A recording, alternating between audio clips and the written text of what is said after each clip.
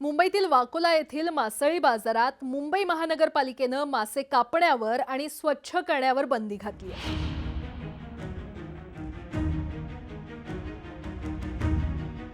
पालिकेचं म्हणणं आहे की बाजारात मासे कापल्यामुळे अस्वच्छता आणि दुर्गंधी पसरते।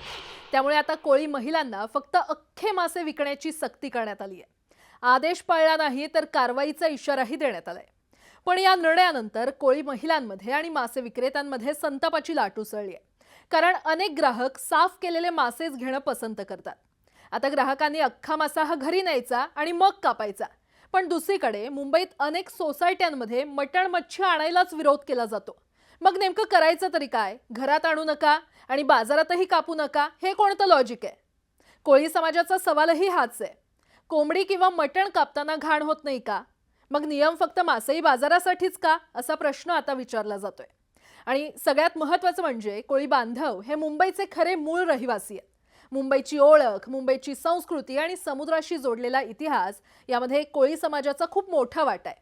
आज आपण बाहेरून मुंबईत येतो आणि त्यांच्याच पिढ्यानपिढ्या चालत आलेल्या व्यवसायावर निर्बंध आणतो। मग हा निर्णय खरंच स्वच्छतेसाठी आहे की कुणाच्या उदरनिर्वाहावर घालाय?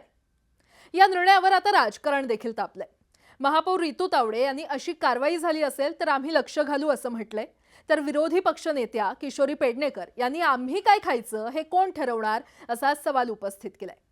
ठाकरे गटाचे नेते अखिल चित्रे यांनी देखील सरकारवर जोरदार टीका करत कोळी बांधव मुंबईत मासे विकणारच असा इशारा दिलाय।